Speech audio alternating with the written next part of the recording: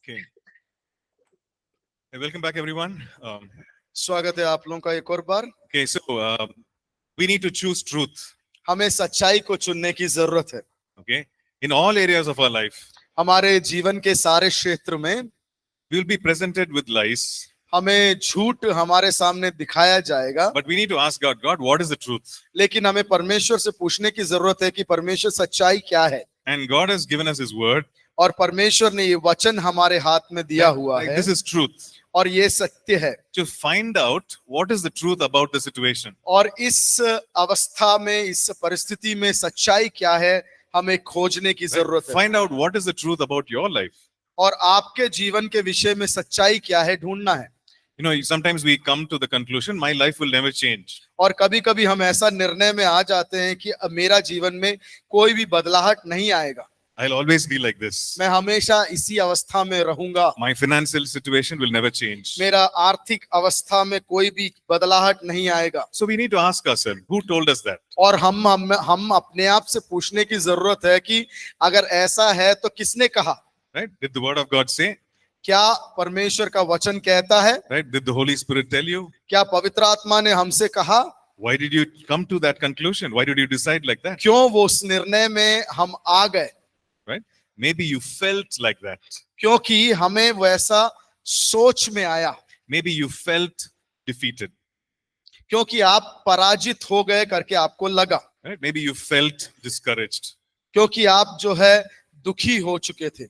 And you thought, yes, this is my life, it will never change. और आपने निर्णय ले लिया कि मेरा जीवन ये है, अब इसमें कोई भी बदलाव नहीं आएगा। But we need to make a decision to choose truth even in those moments. और हमें ये निर्णय लेना है कि इस परिस्थिति में भी मैं सत्य को चुनूंगा। Right? Especially in those very discouraging, failure-like moments. और प्रत्येक तरीके से वो निराश और हताश करने वाली अवस्थाओं Right? में We need to vehemently choose truth and hold on to it. और हमें बलपूर्वक जो है सत्य को खोजना है और सत्य को थामे रहना है। Right? Because only the lie will try to rule over us. और झूठ ही है जो मुझ पर प्रबल होने की कोशिश करेगा। But we need to hold on to the truth. लेकिन हमें सत्य को धरे रखना है। And we need to allow the truth to reign in our lives. और हमें सत्य को मौका देना है कि हमारे जीवन में वो अधिकार जमाए। Right? So, that small exercise that we did right now, और जो छोटा सा अभ्यास हमने अभी किया था, you know, we need to do it in all areas of our lives. और हमारे जीवन के सारे क्षेत्र में वो काम करना बहुत जरूरी है। Right? It could be about our work, it could be about our studies. हो सकता है वो हमारे कार्य के मामले में हो, हमारे पढ़ाई के मामले में हो, Right? It could be about our abilities.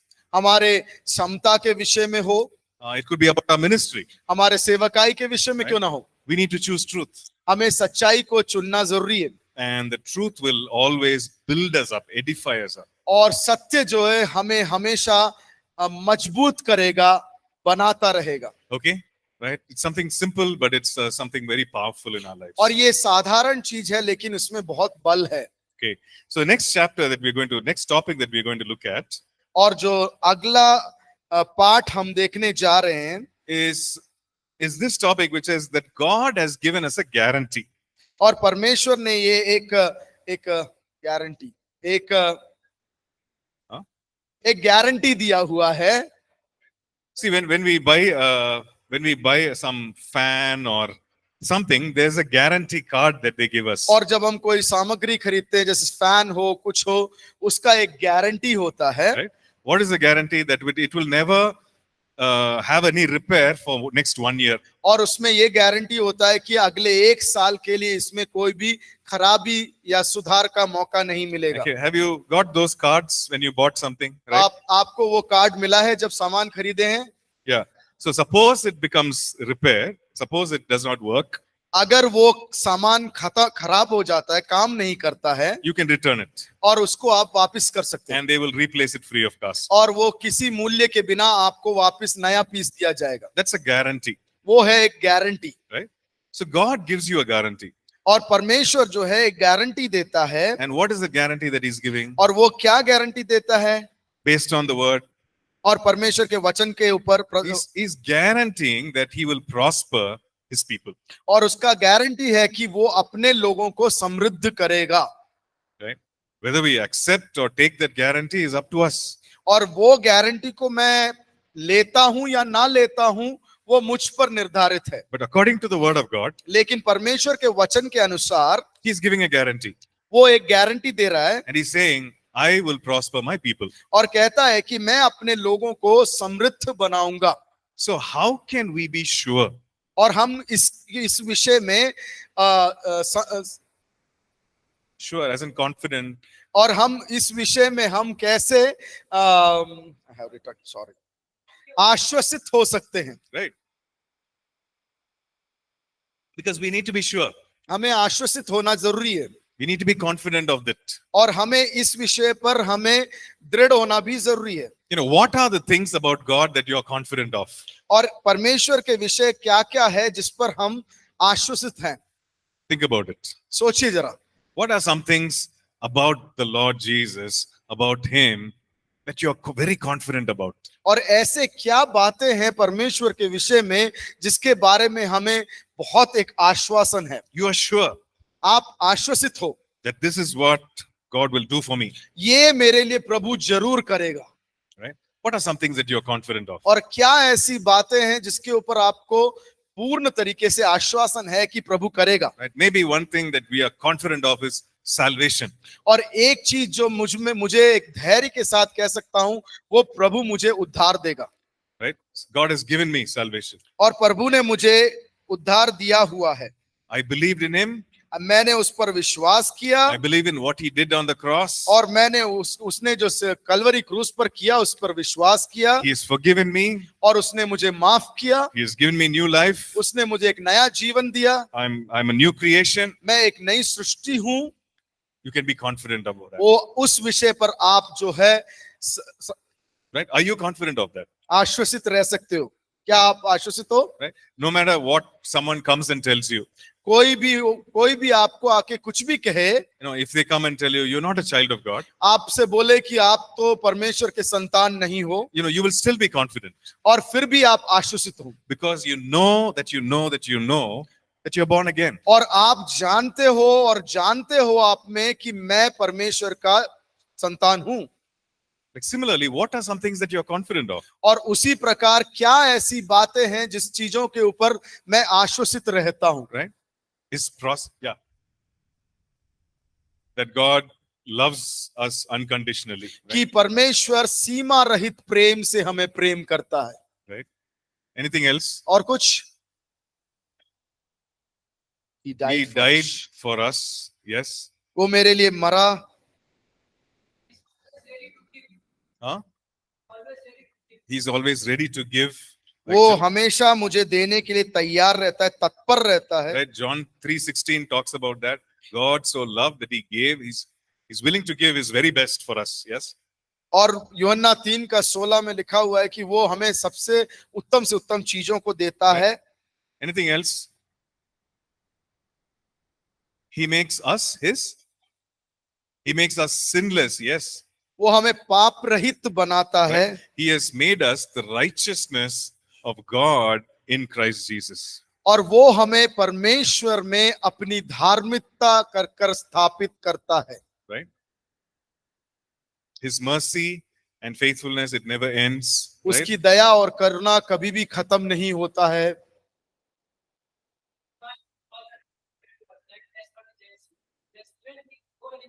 Yeah. He has blessed us so that we might receive and also enjoy His blessings. और उसने हमें दिया है ताकि हम उसमें उसको प्राप्त कर सके और उसको अनुभव भी कर सके। Okay. What else? Okay.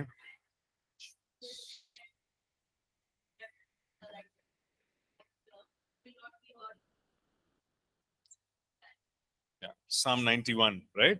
So, are you confident of that? क्या आत्मविश्वास है आप में उसके विषय में? Eternal peace, hope. He will never leave us, never forsake us. Or that side is very silent.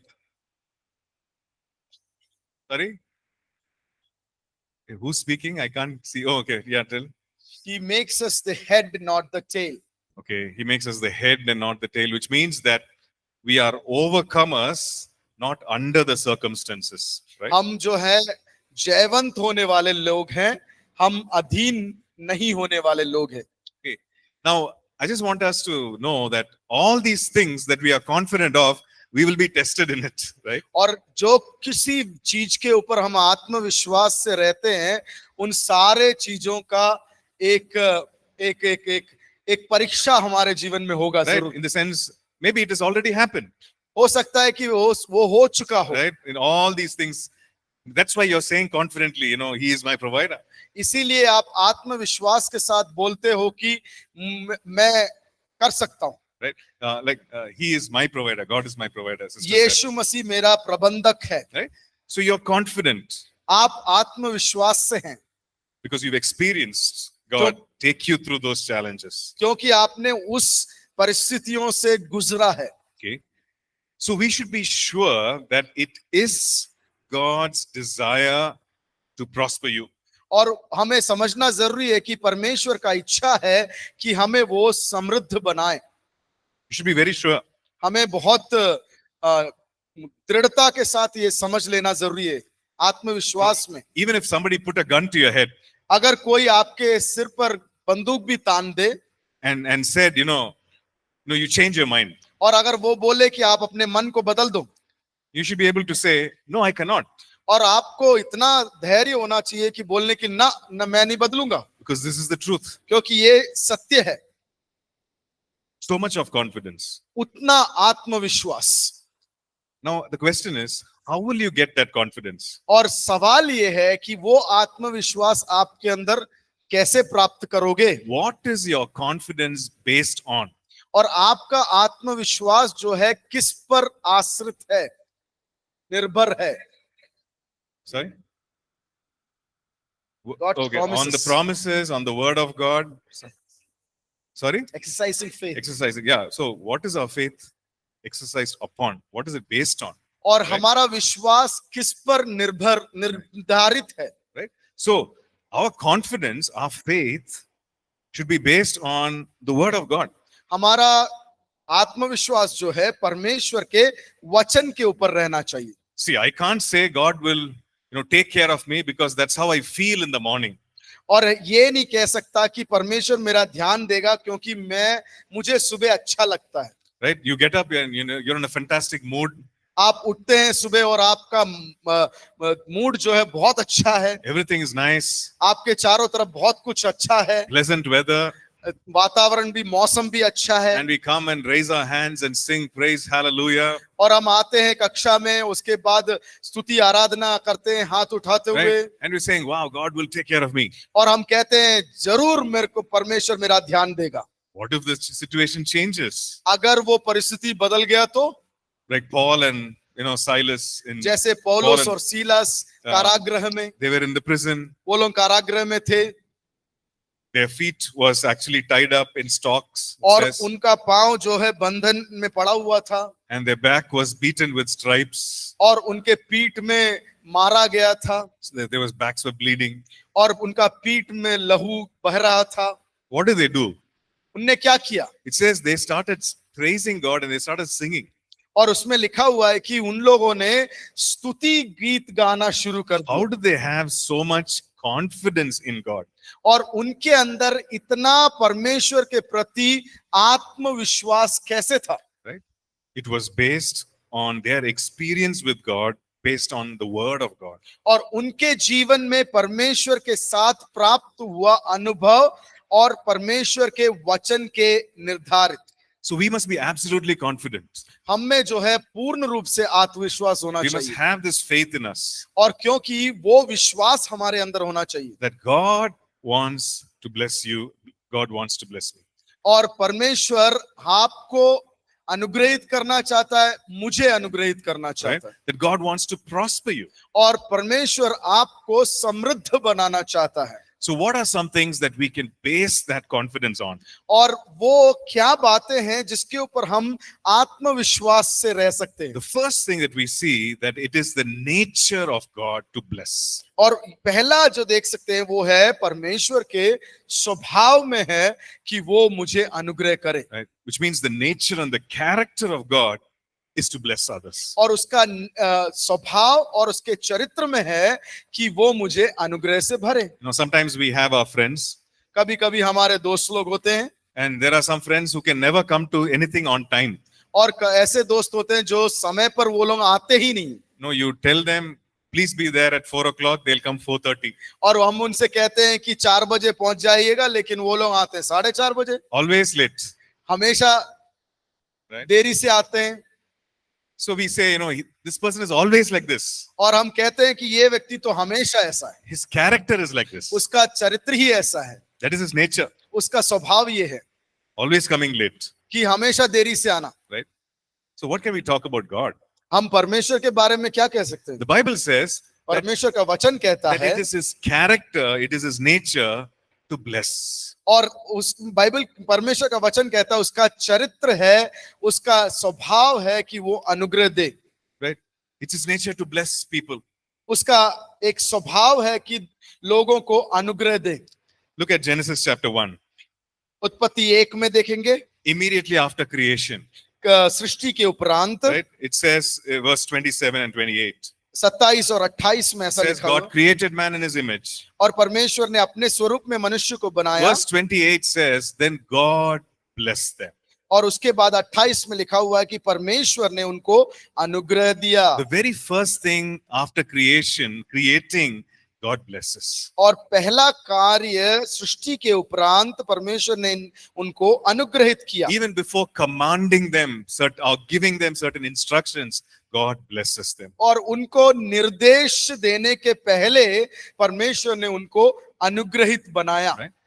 God's nature is to bless. उसका स्वभाव में है कि वो हमें अनुग्रह दे। You know, we say some people are very generous, some people are kind. God's nature is to bless. और हम किसी व्यक्तियों के लोगों के बारे में बोलते हैं कि कुछ लोग जो है बहुत दयावान है, कुछ लोग बड़े ही दया के साथ काम करते हैं, लेकिन परमेश्वर का स्वभाव में भी वही है।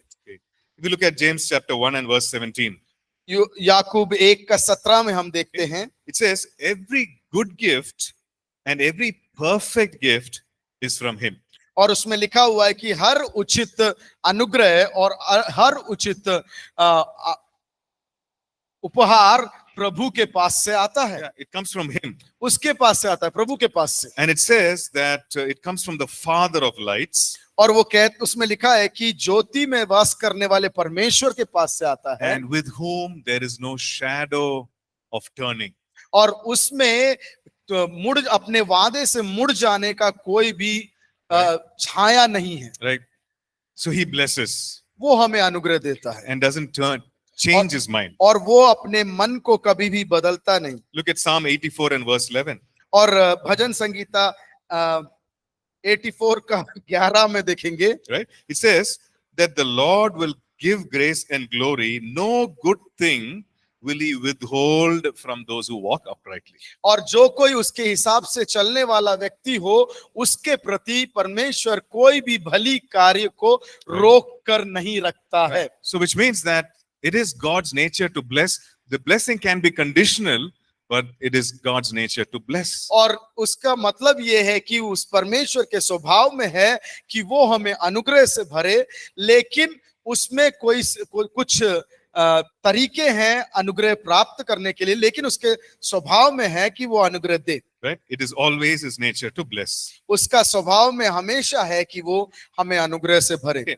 For example, the Lord Jesus, he's called the Prince of Peace.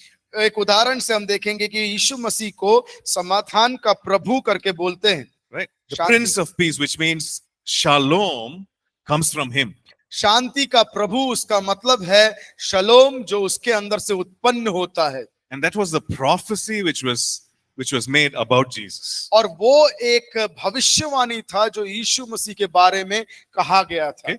In Isaiah chapter 9 and verse 6. यशायाह की किताब 9 1 और 2 में He says that he will be called, his name will be called Prince of Peace or उसमें Prince of Shalom. उसमें लिखा है कि उसका नाम जब पुकारा जाएगा शांति का प्रभु, नहीं तो शलोम। Yeah? Which means that Shalom comes from him. उसका मतलब है कि शालोम शांति उसके पास से उत्पन्न होता है। So Shalom is not just peace of mind, वो शालोम जो है सिर्फ मेरे मन का शांति नहीं है। right? So I'm sure you would have studied that word Shalom. मैं जानता सोचता हूं कि आप लोग ने वो पद जो है, जो शब्द शालोम पढ़ा होगा। Right? So what does it mean? उसका मतलब क्या है? Huh? शांति। Shanti or शलोम का मतलब क्या है? शलोम, sorry, tell me, sister. Peace Peace be with you. In this last 1 month, have you studied that word Shalom? इस गुजरे हुए महीने के अंदर आपने वो शब्द शालोम के बारे में शिक्षा प्राप्त किया है? Not yet. Okay. So the word Shalom, yes, it means peace, but it also means a whole lot of other things. और शालोम का मतलब शांति है, लेकिन उसमें बहुत सारी चीजें भी जुड़ा हुआ है। Right? It means safety. उसका well-being. मतलब है सुरक्षा, धन संपत्ति, Right? It means prosperity also. Samriddhi. Yeah. So all these things put together mean Shalom. और ये सारे चीजों को एक साथ जोड़ लें तो उसका शब्द है shalom. So it doesn't mean just peace of mind. और सिर्फ वो परमेश्वर का शांति, मन की शांति के बारे में नहीं कहता। Right? So here the word of God says prophetically that Jesus is called the Prince of Shalom. और उसमें परमेश्वर का वचन में भविष्यवाणी के रूप में कहते हैं कि यीशु मसीह को शांति का प्रभु बुलाया Which जाएगा। means Shalom comes from him, yes. Yeah, so Shalom means peace of mind. It also means total well-being. It means health. It also means safety. It also means prosperity. Okay, peace of mind. So you can take it as peace, well-being, safety, health, prosperity. Right? And interestingly, the parallel word that we see in the Greek is the word sozo, from which we get the word salvation. और उसका जो सामान्य चलने वाला एक पद है जिसका यूनानी भाषा में से जिसको सोत्सो कहते हैं, जिसका अर्थ है उद्धार। Right? So when we're talking about salvation, it talks about all these things coming into our lives, the Lord Jesus bringing this into our lives. और इस विषय में जब हम बातचीत करते हैं उसका ये है कि परमेश्वर ये बातें मेरे जीवन में लेके आता है। Okay? So it says here that he is a prince of shalom, which means shalom comes from him. और उसमें लिखा है कि वो शांति का प्रभु है, उसका मतलब उसके अंदर से शालोम उत्पन्न होता है। Right? Which means that is in his nature, that is So- with him. क्योंकि उसमें ये दर्शाता है कि वो उसका स्वभाव है और वो उसमें से उत्पन्न होता है। Right? So if you look at Isaiah 48 and verses 17 and 18. Isaiah 48 17 और 18 में अगर हम देखेंगे, Okay? He says, I am the Lord your God who teaches you to profit. To profit. Okay. Benefit. और मैं हूं जो तुम्हें वृद्धि प्राप्त करने के लिए सिखाता हूं। Right? So he's teaching us to actually prosper. वो हमें समृद्ध होने के लिए शिक्षा देता है। And then the next verse, verse 18, it says, और उसके अगले पद 18 में ऐसा लिखा you know, हुआ है, if you had just listened to my commandments, obeyed my commandments, then your peace, your shalom would have been like a river. और उसमें लिखा हुआ है अगर सिर्फ तुमने मेरी बातों को आज्ञा मान लिया होता, तुम्हारे अंदर से शालोम एक नदी के समान उत्पन्न होता। So how many of you have seen a river? कितने लोगों ने नदी देखा है? I think most of us, all हम of us. सबने देखा है। Right? So how long does a river flow? As in how, if you look at your watch, does it flow for 15 minutes, 30 minutes and then stop? क्या अगर अपने घड़ी को वहां लेकर जाकर देखें 10 मिनट के लिए, 15 मिनट के लिए या आधा घंटा के लिए नदी बहता है? No. Like a Non-stop. well-stocked river, it just keeps flowing. और एक अच्छा नदी जिसमें पानी का ज्यादा मात्रा में है वो बहता रहता है। Now, sometimes we wonder, where is this water coming from? और कभी कभी हम आश्चर्य हो जाते, चकित हो जाते, सच में ये पानी कहाँ से उत्पन्न हो रहा है। Right? From where is it coming? Where is it going? हम It makes you सोचते wonder. हम सोचते हैं और चकित रहते हैं, ये कहाँ से उत्पन्न हो रहा है, कहाँ तक जा रहा है, हम नहीं जान सकते। Right? In Isaiah 48 and verse 18, 18वें पद में ऐसा लिखा हुआ है, Isaiah की 48 में, the Lord saying, if you had obeyed my commandments, then your shalom would have been like a river. परमेश्वर का वचन कहता है कि अगर सिर्फ तुमने मेरी आज्ञा को मान लिया होता तो तुम्हारे अंदर जो शालोम है वो एक नदी के समान बहता। So what is God saying there? और वो परमेश्वर वहां पर क्या बताना He's चाहता है? saying your peace, your well-being, your health, your safety, your prosperity will be like a river if you had heeded my commandments. और उसमें यही दिखाता है परमेश्वर की अगर तुमने मेरी बातों की आज्ञा मानी होती, तुम्हारे अंदर से नदी के समान तुम्हारा शांति, तुम्हारा समृद्धि, तुम्हारा वृद्धि और तुम्हारा बढ़ना सब कुछ तुम्हारे अंदर से बहता। Right? So that means that God, whose nature is to bless, whose very nature is shalom, he's saying, this is what I want to bless you with. और परमेश्वर का वचन कहता है ये है जो शालोम है जिसके साथ मैं तुम्हारा अनुग्रह करना चाहता हूं। Now we can say, God, you might have this nature of shalom and prosperity, but then God, what if you're a partial God? और हम ऐसा भी सोच सकते हैं, आप सही है प्रभु, आपके स्वभाव में समृद्धि और शालोम है, लेकिन अगर आप पक्षपात करने वाले परमेश्वर होते तो? Right? What if you don't like me? क्या है ऐसा कि आप मुझे पसंद ना करें? What if you don't like my face? क्या अगर मेरे चेहरे को आप देखना पसंद ना करें? For some reason you don't like my hair. कुछ कारणवश मेरे बाल के बनावट को आपको पसंद नहीं है? What if you're a partial God? क्या अगर आप एक पक्षपात करने वाले Right? परमेश्वर हो? Because man can be partial for many reasons. और मनुष्य जो है कई बातों के विषय में पक्षपात दिखा सकता है, But then the word of God says परमेश्वर का वचन कहता है, that he is not partial. परमेश्वर का वचन कहता है वो किसी के प्रति पक्षपात नहीं करता है। In fact, it says in Psalm 145 and verse 9, और भजन संगीता 145 9 और 10 में ऐसा कहा गया है, it says the Lord is good and his mercies are over all the people. और उसमें लिखा हुआ है कि परमेश्वर भला है और उसकी करुणा हर लोगों के ऊपर है। Right? His tender mercies are over all his works. और उसका निर्मल दया सब लोगों के ऊपर है। Okay, the verse says, again, let's read it. It says, the Lord is good to all. और उसमें आगे लिखते हैं कि परमेश्वर सब लोगों के प्रति भला है। And his tender mercies are over all his works. और उसका निर्मल करुणा सबके प्रति है। Right?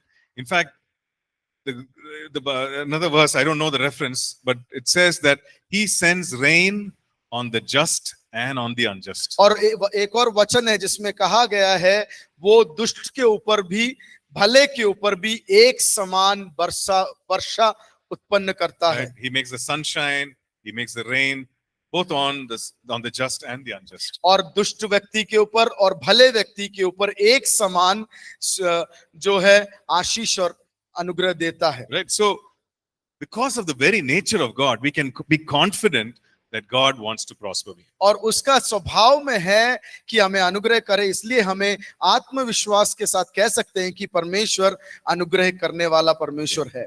The second reason we can be confident और दूसरा कारण जिस प्रकार से हम आत्मविश्वास हो सकते हैं is because of the promises of God. क्योंकि परमेश्वर के किए हुए वादों के कारण। What is a promise? वादा क्या है? It's a guarantee that he will do something. और उसका एक गारंटी है कि वो जरूर किया जाएगा। Okay, so that's a promise, right? वो है एक वादा।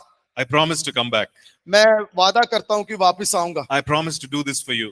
मैं वादा करता हूं कि ये तुम्हारे लिए करूंगा। right? We are used to hearing promises and giving promises. हमने बहुत सारे वादों को सुना है और बहुत सारे वादों को करते हुए भी देखा है। And even when we were children, when we are playing, we say, God promise, mother promise. और हम जब बच्चे होते थे तब बोलते थे मम्मी प्रॉमिस और भगवान promise. Right? All these kind of promises we make. हम लोग कई प्रकार के वादे बनाया करते थे। Now God promises. परमेश्वर लेकिन वादा देता है। The word of God is full of promises. और परमेश्वर का वचन पूरा वादे के साथ भरा हुआ है। And in his word, he has promised that he will bless and he will prosper you and I. और उसके वचन के आधार पर उसने वादा किया हुआ है कि मैं तुम्हें अनुग्रह से भरूंगा और समृद्ध बनाऊंगा। So we need to be aware of the promises of God. हमें समझ भी होना चाहिए, हमें समझ भी रखना है कि वो जो है वादे करने वाला परमेश्वर है। Right? We need to be aware of these promises. और हमें उसके वादों के बारे में जानकारी रहने की जरूरत है। And sometimes we have these doubts. और कभी-कभी हमारे मन में ये संकोच उत्पन्न होता है। God promised someone who lived so many years back, does this promise, is it applicable to me? और ये हम सोचते हैं कि परमेश्वर ने कई सालों पहले कुछ लोगों को वादा दिया, क्या वो उसके वादे आज भी मेरे लिए कामदायक है? Right? Sometimes we have that doubt. हम कभी-कभी वो संकोच में रहते हैं। Right? God promised someone else. परमेश्वर ने किसी और व्यक्ति को वादा किया था। God promised Abraham. अब्राहम को वादा किया था। Now, how can I say that that promise is for me? और किस प्रकार से हम कह सकते हैं कि वो वादे जो है मेरे लिए है? Right? In the Bible, we see that there are some general promises which are for all the people. और हम देख सकते हैं वचन के अंदर कुछ सामान्य रीति का जो वादा होता है। And there is also a specific word for you and I specifically. और एक व्यक्तिगत रीति से नहीं तो एक Specific matlab? I lost it. We continue question. I'll catch up. So there is a sorry. खास वादे होते हैं। Right. And that specific word is for you as a person, as an individual. और वो खास वादे जो हैं मेरे लिए निजी तरीके से होता है। Right. When we look at the word, we see some general promises which are applicable for all people. और हम देखते हैं सामान्य तरीके के वादे जो सबके प्रति वो होता है। And we call that as logos. और उसको हम लोगोस बोलते हैं। Right? This is the written word of God. वो जो परमेश्वर का लिखित वचन। But there is also what we call as a rhema. और दूसरा एक पद है जिसको हम रेमा बोलते हैं। What is that rhema? वो रेमा क्या है? That is what the word, the Holy Spirit brings to us specifically at a time of need. और एक जरूरतमंद समय पर परमेश्वर खास तरीके से पवित्र आत्मा के पास से लेके आने वाला। Right. So not only is there enough logos in the word, और इतना ऐसा नहीं है कि उस वचन रूपी लोगोस में ऐसा वादे नहीं है। right? There are enough and more promises उसमें काफी वादे भरे हुए हैं which are there for all the people. और वो सब लोगों के लिए है। And the Rhema word of God, Holy Spirit also brings specifically to us in our point of need. और जब हमारे को जरूरतमंद समय है उस समय पवित्र आत्मा एक खास जो रेमा कहला जाता है खास वचन हमारे प्रति उत्पन्न करता है। Right, we read that verse, Psalm 145. हमने 145 भजन संगीता में से पढ़ा था। Verse 9. 9 It says, the Lord is good to all. वो उसमें लिखा हुआ है परमेश्वर सबके प्रति भला है। It's a general promise. वो एक सामान्य वादा है। You are also part of it. उसके आप भी सहभागी हो। Right? Are you part of it? क्या आप उसके सहभागी हो? Yes. It says the Lord is good to all. और परमेश्वर कहता है, वो परमेश्वर का वचन कहता है वो परमेश्वर सबके लिए भला है। And his mercies are over all the works. और सारे कार्यों के ऊपर उसकी दया और करुणा है। Okay. Look at Psalm 84 and verse 11. 84 का भजन संगीता 84:11 में हम देखते Now, हैं। it says the Lord God is a sun and he is a shield. और उसमें लिखा है कि परमेश्वर जो है मेरे लिए एक सूर्य और एक ढाल के समान है। And it says no good thing will he withhold from Or- those who walk uprightly. और जो कोई उसके अनुसार चलेगा उसके प्रति कोई भी भले कार्यों को वो रोक कर नहीं रखेगा। So we see all these promises. हम ये सारे वादों को देखते हैं If you look at Psalm 1, that's a promise. और हम भजन संगीता 1 को अगर देखते हैं वो एक वादा है। Verse 1, it says, "Blessed is the man who walks in a certain way." और उसमें लिखा है धन्य है वो व्यक्ति जो परमेश्वर के प्रकार चले। Right? It says, he does not walk like this. Walking meaning he does not live like this, but he lives in a certain way. और उसमें लिखा हुआ है कि इस प्रकार से वो नहीं चलता है लेकिन परमेश्वर के रीति से वो चलने वाला। There are other verses which says, "Blessed is the man who fears the Lord." और दूसरा वचन भी है जिसमें लिखा हुआ है धन्य है वो व्यक्ति जो परमेश्वर का भय मानता हो।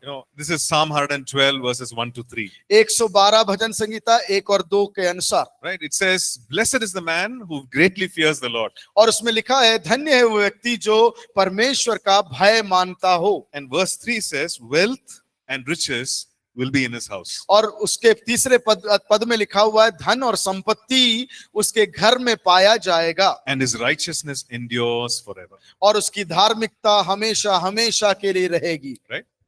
So these are some general promises that are there in God's word. और ये सामान्य वादे हैं जो परमेश्वर के वचन में रखा है And at a time of great need, और एक जरूरतमंद समय पर the Holy Spirit will quicken a word to your spirit, to your heart. और परमेश्वर अचानक से एक वचन को आपके हृदय से बातचीत करवाएगा। And you know that God has spoken. और आप समझ पाएंगे कि परमेश्वर ने आपसे बातचीत किया है। You will be utterly convinced that this is from God. और पूर्ण तरीके से आपके मन में हो जाएगा कि प्रभु ने आपसे बातचीत किया है। Right?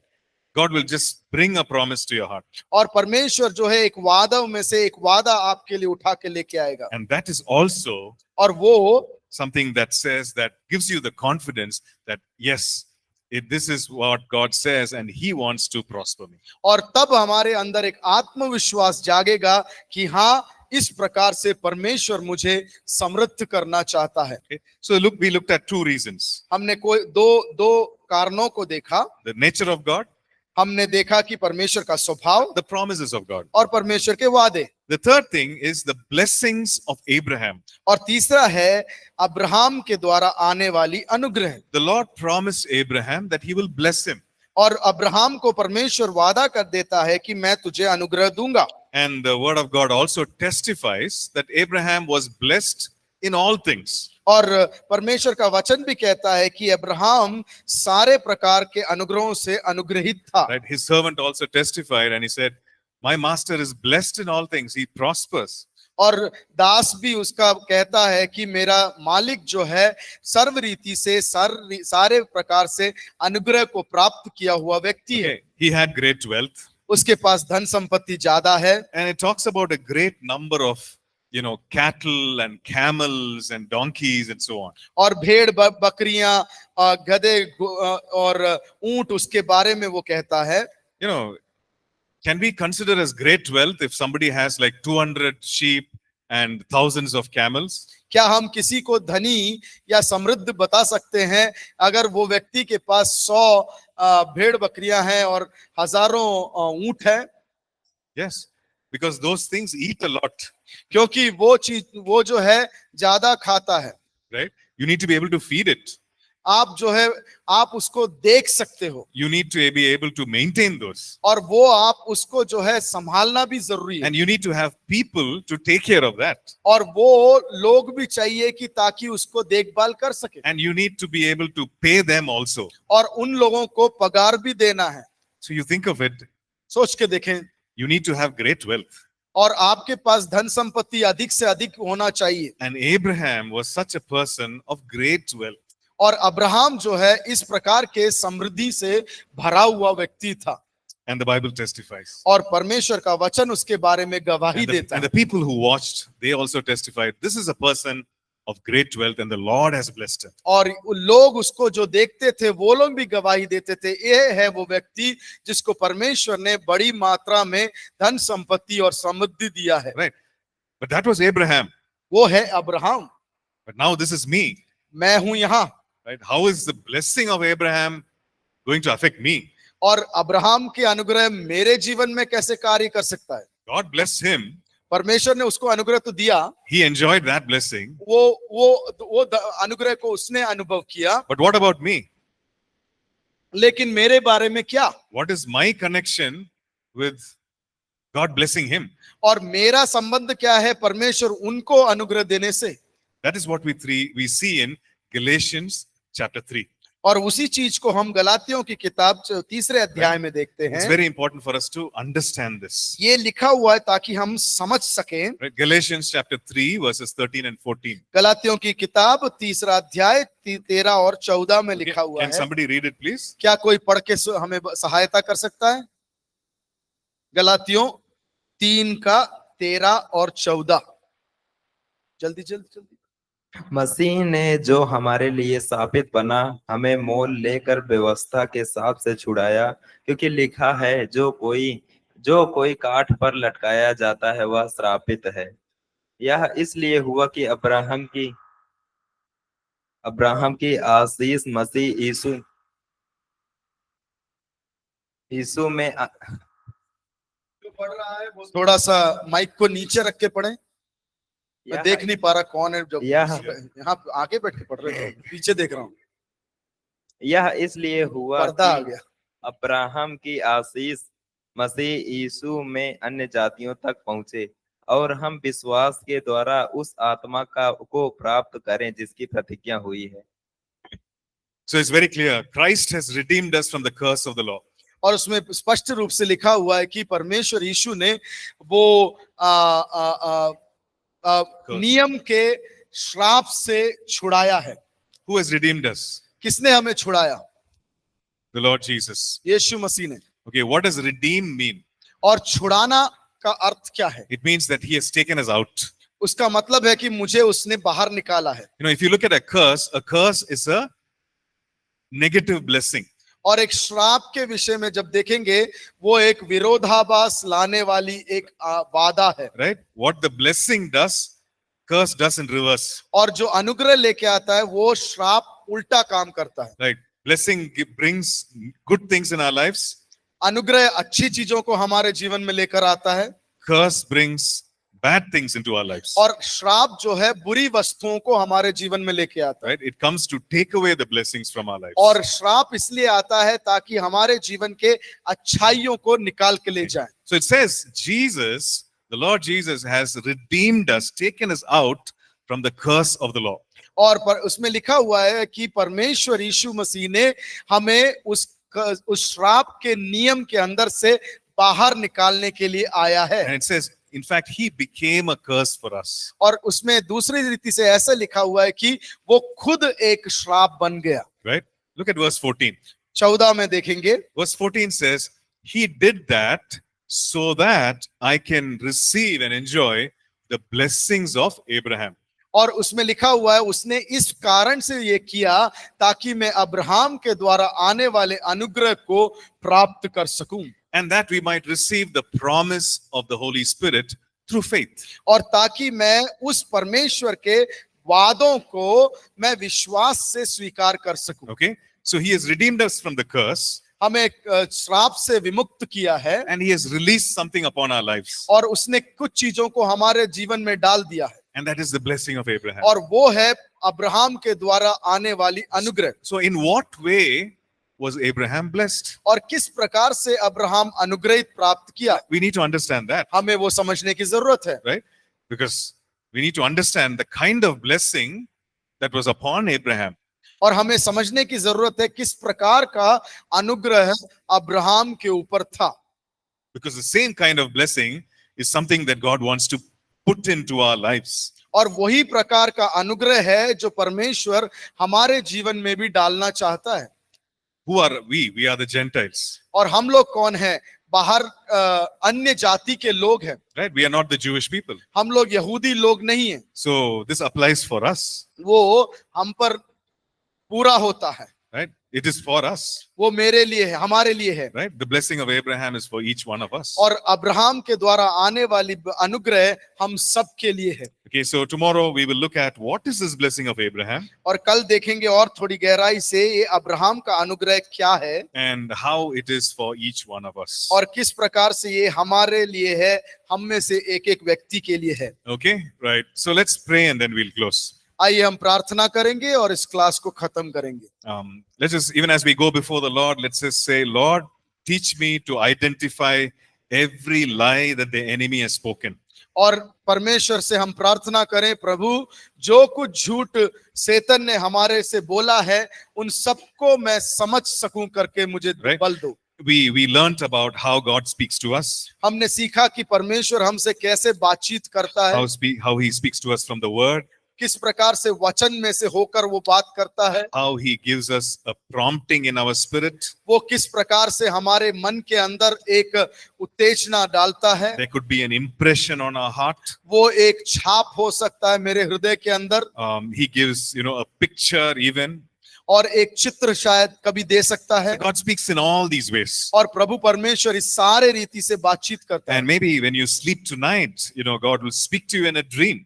और हो सकता है जब आप अभी कर बोले तो वो सपनों में से हमसे बातचीत करें। And so just ask the Lord, Lord, in all these ways, you teach me to identify the lies that are there in my life. और प्रार्थना करें कि परमेश्वर ये सारे चीजों के द्वारा मैं मेरे जीवन में जो झूठ आता है उसको मैं समझ सकूं, परख सकूं। So once we identify the lie, we need to remove that or replace that with the truth of God's word. और जब हम उस झूठ को समझ जाते हैं उसको परमेश्वर के सत्य के साथ बदल देना है। Right? This is what the lie is, but I choose to believe the truth about that situation. और ये झूठ है मुझे मालूम है, लेकिन मैं उस पर विश्वास नहीं करता, मैं सत्य पर विश्वास करना चाहता हूं। Right? So just pray and ask the Lord to do that. और आप प्रार्थना करें और परमेश्वर को वैसा करने के लिए मांगें।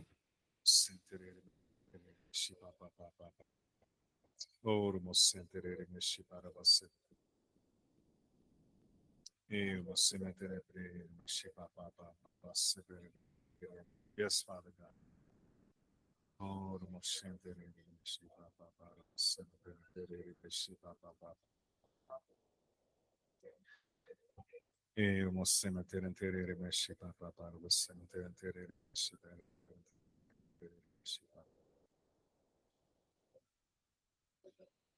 Thank you.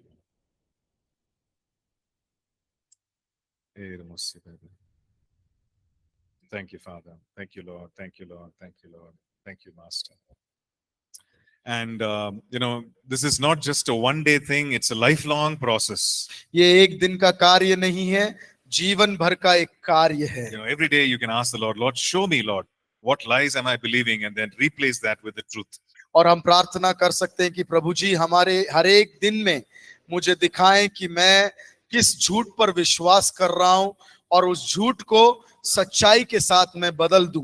And even as you believe the truth, और जिस प्रकार से आप सच्चाई पर विश्वास करोगे, light will flood your life. और परमेश्वर की रोशनी आपके जीवन में उत्पन्न होगा। And this light will dispel all the darkness in your life. और सारे अंधकार को ये परमेश्वर का रोशनी हटा देगा। And God's truth will break every chain of bondage. और परमेश्वर की सच्चाई हर एक गलत बातों को और हर एक बंधनों को तोड़ देगा। And all fear will disappear from our life. और सारा भय जो है हमारे जीवन से गायब हो जाएगा। Fear of failure, fear of future.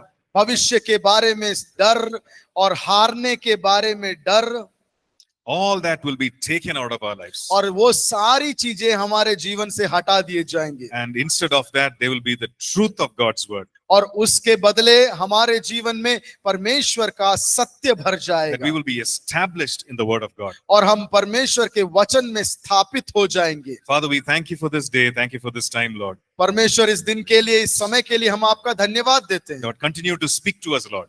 हमसे निरंतर आप बातचीत करते रहें। And I pray that there will be this, Lord, great change and transformation in our lives. और हमारे जीवन में एक बड़ी बदलाहट होगा। And I pray that you will enable us to be confident in you that you are the one who chooses to prosper us, Lord. और हम अपने आप में आत्मविश्वास हो जाएं कि आपने हमें चुना है ताकि हम समृद्ध हो जाएं। And Lord, may our confidence and faith be based on your word and your promises and your nature, God. और परमेश्वर आपके वादों के ऊपर, आपके स्वभाव के ऊपर निर्धारित हो और आपके वचन के ऊपर निर्धारित हो हमारा आत्मविश्वास प्रभु जी। Lord, change our focus, Lord.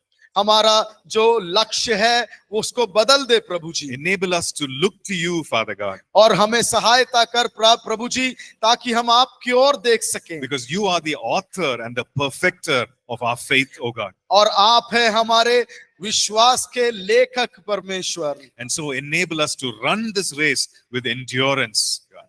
और हम इस दौड़ को पूर्णता के साथ, हम स्थिरता के साथ हम दौड़ पाए पिता। We thank you. We give you all the praise. हम आपको धन्यवाद देते हैं, आपको पूरी स्तुति देते हैं, In Jesus' matchless name we pray. और यीशु मसीह के नाम से हम मांग लेते हैं। Amen. आमीन, Amen. आमीन। Hey, praise God. धन्यवाद, परमेश्वर के नाम की स्तुति हो। Thank you all, and thank you online students. Online students आपका धन्यवाद। We'll meet again tomorrow. Yeah, God bless. कल मिलेंगे।